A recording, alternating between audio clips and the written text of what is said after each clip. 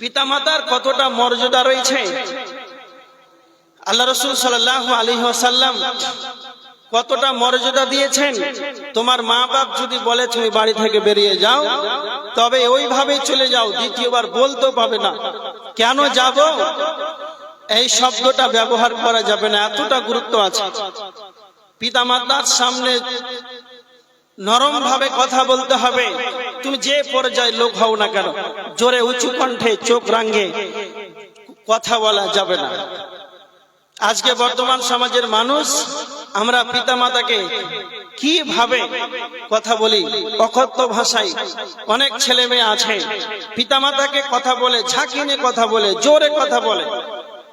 আল্লাহ রাসূল সাল্লাল্লাহু আলাইহি ওয়াসাল্লামের একটা হাদিস, তিরমিজি 2211 নম্বর হাদিস, আল্লাহ রাসূল বলেছেন এমন একটা সময় আসবে, সেই সময় আকা উম্মাহু ওয়া আদনা সাদিকাহু ওয়া সাবাহু, পিতামাতাকে দূরে ঠেলে দিবে, বন্ধুদেরকে কাছে করে নিবে। আচ্ছা বলেন তো এই সময়টা আসছে না 50 বছর পরে আসবে? এসেছে না আসেনি? বন্ধুদের কাছে 5 ঘন্টা 6 ঘন্টা ফ্রি ফায়ার খেলে, মোড়ে বসে আড্ডা পিটে, আর পিতামাতা বার্ধক্য অবস্থায় পড়ে আছে বিছানায়, ওষুধ বড়ি লাগবে, কি কখন লাগবে এই ব্যাপারে তাদের ধ্যান ধারণা নেই। পিতামাতার ব্যাপারে সময় জুটে না। খুব ভালো করে মনে রাখবেন, এরকম যেন না হয়। কেন? ইবনে মাজাহ শরীফের হাদিস 3636 নম্বর হাদিস, আল্লাহ রাসূল সাল্লাল্লাহু আলাইহি ওয়াসাল্লামকে একজন সাহাবী বলছেন, আল্লাহ রাসূল মা হাক্কুল ওয়ালিদাইন আলা ওয়ালিদিহিমা, সন্তানের প্রতি পিতামাতার কি অধিকার আছে? আল্লাহ রাসূল সোজাই বলে দিলেন, হুমা জান্নাতুকা ওয়া নারুকা, উভয় তোমার জন্য জান্নাত জাহান্নাম। তোমার পিতামাতা তোমার জন্য জান্নাত জাহান্নাম। ভালো করে কথাটা বুঝেন। এই জন্য সরল পথে জান্নাতে যদি যেতে হয়, পিতামাতাকে রাজি খুশি করতে হবে। মুসলিম শরীফের 6404 নম্বর হাদিস, আল্লাহ রাসূল সাল্লাল্লাহু আলাইহি ওয়াসাল্লাম একবার নয়, দুইবার নয়, 3 বার করে আল্লাহ রাসূল বলেছেন, তার নাক ধুলাই মলিন হোক, ক্বালা রাগিমা আনফু সুমা রাগিমা আনফু, তার নাক ধুলাই মলিন হোক। আল্লাহ রাসূল 3 বার করে এই কথা বললেন। এই কথা বলার পর একজন সাহাবী বলছেন, কি লামান ইয়া রাসূলুল্লাহ, সেই ব্যক্তিকে যার নাক ধুলাই মলিন হোক। আল্লাহ রাসূল বললেন, ক্বালা মান আদরাকা আবাওয়াইহি ইনদাল কিবারি আহাদুহুমা, যারা তার বার্ধক্য পিতামাতাকে পেল, উভয়কে, পিতা হোক মা হোক, উভয়কে পেল, আর পাওয়ার পর তাদের দেখভাল করলো না, তাদের সঙ্গে সৎ আচরণ করলো না, ফালাম ইয়াদখুলিল জান্নাহ, সেই ব্যক্তি জান্নাতি পেল না। এজন্য আল্লাহ রাসূল বলছেন, তার পিতামাতাকে পেল, বার্ধক্য অবস্থায় পেল, পিতামাতার দেখভাল করলো না, ফালাম ইয়াদখুলিল জান্নাহ, সেই ব্যক্তি যেন জান্নাত পেল না। এজন্য আল্লাহ বলেছেন, তোমাদেরকে যদি জান্নাতে যেতে হয়, তোমাদেরকে যদি কালে সরল পথে চলতে হয়, তাহলে তোমরা তোমার মা বাপের সঙ্গে ভালো ব্যবহার করবে।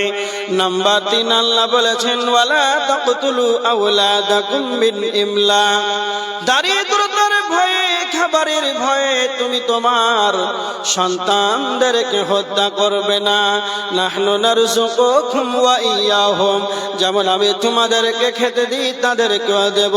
তোমরা দারিদ্রতার ভয়ে, খাবারের ভয়ে তোমার সন্তানদেরকে হত্যা করবে না। দারিদ্রতার ভয়, সন্তান হত্যা করা, এটা বর্তমান বাস্তব কমছে না বাড়ছে? এটা আস্তে আস্তে আরো বাড়ছে। মানুষ সন্তানদেরকে হত্যা করে। ডিজিটাল যুগ, বর্তমান সমাজ, মানুষ এমন এক সিচুয়েশনে পৌঁছে গেছে, মানুষ ভাবছে যে যত ছেলে মেয়ে কম থাকবে তত মনে হয় ভালো থাকবে।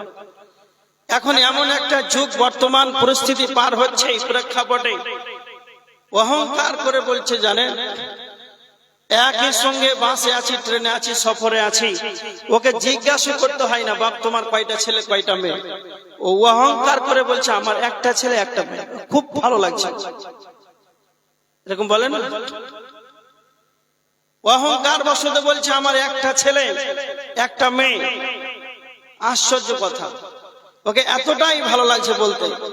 আর একটা ছেলে হয়েছে, একটা মেয়ে হয়েছে, আর তার স্ত্রী লাই গোসল করে দিচ্ছে, আর সন্তান হবে না, বন্ধ। এটা হচ্ছে ডিজিটাল যুগ। কেন? সে ভয় করে কি খাওয়াবো, কেন সে ভয় করে কি পড়াবো, এই ভয়ে সন্তানদেরকে হত্যা করে। যেটা একবার হারাম, আল্লাহ হারাম করেছেন কোরআনের আয়াত। না, তোমরা খাবারের ভয়ে, দারিদ্রতার ভয়ে তোমরা সন্তানদেরকে হত্যা করিও না। কেন? কেন তোমরা দারিদ্রতার ভয়ে তোমার সন্তানদেরকে হত্যা করবে? আল্লাহ সুবহানাহু ওয়া তাআলা সূরা হুদের 6 নম্বর আয়াতের ভিতরে আল্লাহ বলেছেন, ওয়ামা মিন দাব্বাতিন ফিল আরদি ইল্লা আলাল্লাহি রিজকুহা। আল্লাহ বলেছেন পৃথিবীর বুকে বিচরণকারী এমন কোন প্রাণী নাই, পৃথিবীর বুকে বিচরণকারী এমন কোন প্রাণী নাই যার খাবারের দায়িত্ব আমার কাছে নাই। আসমানের নিচে জমিনের উপরে যতগুলো আল্লাহর মাখলুক আছে, যতগুলো আল্লাহর সৃষ্টিরাজি আছে, আসমানের নিচে পাহাড়ের গুহায় আছে, একবারে জলহীন প্রান্তে, জল সমুদ্রে আছে, আফ্রিকার জঙ্গলে আছে, যে যে কোনাতেই যে কোনো প্রাণী থাক না কেন, প্রত্যেকটা প্রাণীর খাবারের দায়িত্ব স্বয়ং মাবুদের কাছেই রয়েছে। আল্লাহ নিজেই বলছেন, বান্দারে প্রত্যেকটা প্রাণীর খাবারের দায়িত্ব আমার কাছে রয়েছে। কেন তুমি তোমার সন্তানদেরকে হত্যা করো? তোমরা কেন তোমার বাচ্চাদেরকে, সন্তানদেরকে হত্যা করো? সন্তান কেন তোমরা হত্যা করো? খাবারের ভয়ে। একটা কথা মনে রাখবেন, পৃথিবীর কোনো মানুষ যেন কোনো মানুষকে খাবার খাওয়াতে পারে না। আল্লাহ হলেন রিজিকের মালিক। আপনার দ্বারাতে আপনার স্ত্রী খাওয়ার পায়, আপনার 5টা সন্তান আপনার দ্বারাতে খাওয়ার পায়। আল্লাহ হলেন রিজিকের মালিক, আপনি হলেন তাদের, শুধু তাদের। আল্লাহ আপনার জারিয়াতে তাদেরকে খাওয়ার দেন। এমন একটা সময় মানুষের অতিবাহিত হয়, একদিন এমন একটা সময় যেন মানুষের অতিবাহিত হয়, একটা প্লেট বিরিয়ানি খাবে, মাংস ভাত খাবে, হোটেলে যায়, এমন একটা সময় যেন মানুষের অতিবাহিত হয়। এমন একটা সময় যেন 100 টাকার একটা নোট নাই, যে 100 টাকার নোট দিয়ে 1 প্লেট বিরিয়ানি খাবে।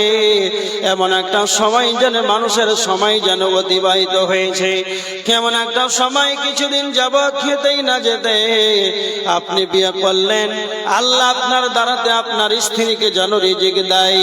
আপনার যেন ছেলে মেয়ে হলো, 4টা ছেলে মেয়ে হলো, 5 জন হলো, 6 জন হলো, আল্লাহ হলেন রিজিকের মালিক। আল্লাহ আপনার দ্বারাতে যেন তাদেরকে খাবারের বন্দোবস্ত করিয়ে দেয়। কিছুদিন যাবত খেতেই না যেতে আব্বা মা যেন বার্ধক্যে উপনীত হয়ে গেল, আব্বা যেন আর কাজ করতে পারছে না, মা যেন প্যারালাইসে রোগী হয়ে গেল, আর জেনে কাজ করার কোনো ক্ষমতা নাই।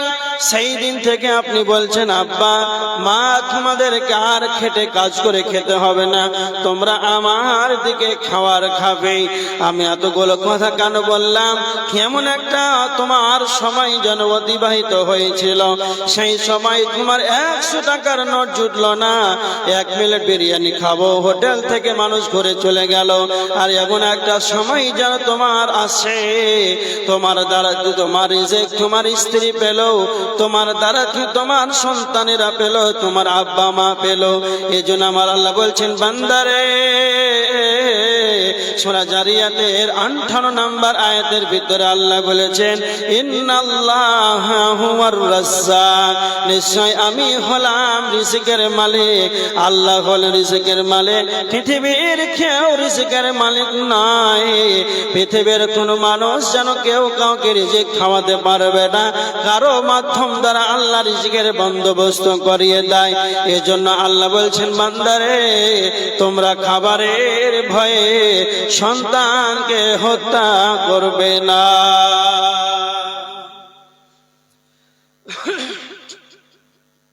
তোমরা খাবারের ভয়ে সন্তান হত্যা করবে না।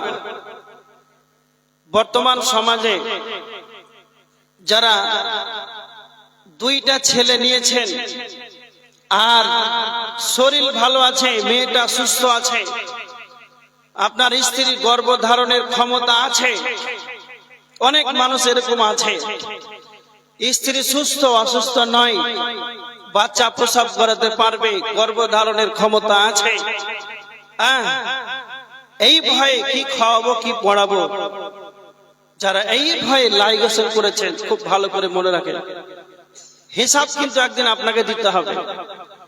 কাল কিয়ামতের ময়দানে এর জবাব আপনাকে দিতে হবে। লাইগেশন করলেন কেন? সন্তান বন্ধ করলেন কেন? কত বড় পাপ! বুখারীর হাদিস 4477 নম্বর হাদিস। আল্লাহ রাসূল সাল্লাল্লাহু আলাইহি ওয়াসাল্লামের কাছে একজন সাহাবী এসে বলছেন, আল্লাহ নবী, আইয়ু যামবি আ'যামু ইনদাল্লাহ, আল্লাহর নিকটে সবচাইতে বড় পাপ কোনটি? তখন আল্লাহ রাসূল বললেন, আল্লাহর সঙ্গে সবচাইতে আল্লাহর কাছে বড় পাপ শিরক করা। সাহাবী তখন বলছেন, আল্লাহ নবী, হ্যাঁ এটা তো সবচাইতে বড় পাপ। কলা আবার বললেন, সুম্মাইয়ুন, তারপরে কোনটি? আল্লাহর নিকটে সবচাইতে বড় পাপ কোনটি? শিরকের পরে সবচাইতে বড় পাপ বিশ্বনবী বললেন সাহাবীকে, ওয়া আন তাকতুলা ওয়ালাদাকা তাখাফু আন ইউতামা, যারা খাবারের ভয়ে সন্তানকে হত্যা করে, যারা দারিদ্রতার ভয়ে সন্তানকে হত্যা করে, এটা হচ্ছে পৃথিবীর দ্বিতীয় বড় মহাপাপ। শিরকের পরে সবচাইতে বড় গুনাহ সেটা হচ্ছে দারিদ্রতার ভয়ে সন্তানকে হত্যা করা। তো যারা সন্তান বন্ধ করছেন, দুইটা হয়ে গেল আর নিব না সুখে সংসার, এইভাবে যারা সন্তান দারিদ্রতার ভয় করেন, জবাব কিন্তু আপনাকে কাল কিয়ামতের ময়দানে দিতে হবে। এজন্য বলছেন, আল্লাহ বলছেন, সরল পথে যদি তোমরা চলতে যাও তাহলে তোমরা দারিদ্রতার ভয়ে সন্তান হত্যা করবে না। নাম্বার 4, আল্লাহ বলেছেন, ওয়ালা তাকরাবুল ফাওয়াহিশা মা যাহারা মিনহা ওয়া মা বাতান। আল্লাহ বলেছেন, তোমরা ফাহিশার কাজের কাছে যাবে না। ফাহিশা এটা হলো আরবি শব্দ, এর বাংলা শব্দের শাব্দিক কথা হলো তোমরা নির্লজ্জতার কাছে যাবে না, বিহায়াপনার কাছে যাবে না, অশ্লীলতার কাছে যাবে না। পৃথিবীর বুকে যতগুলো পাপাচার কাজ আছে, তাস আছে, জুয়া আছে, লুডো আছে, ক্যারাম বোর্ড আছে, এক কথায় যতগুলো ফাহিশা কাজ আছে, পাপের আঁকড়া আছে, সমস্ত কিছুই আল্লাহ ফাহিশা শব্দ ব্যবহার করেছেন। এটা আরবি শব্দ। তোমরা ফাহিশার ধারের কাছে তোমরা যাবে না। তার নিকটে যেতে নিষেধ করেছেন, তার নিকটেও তোমরা যাবে না। যখন তোমরা তার নিকটে চলে যাবে, শয়তান যেন তোমাদেরকে কুমন্ত্রণা দেবে, শয়তান তোমার নফসকে যেন কুমন্ত্রণা দেবে, খারাপ যেন ওয়াসওয়াসা দেবে।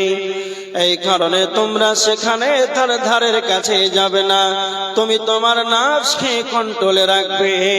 আল্লাহ বলেছেন, ওয়ানাহান নাফসা আনিল হাওয়া, যে তার প্রবৃত্তিকে লালসা মুক্ত করতে পারবে, তার ঠিকানা জান্নাত হয়ে যাবে।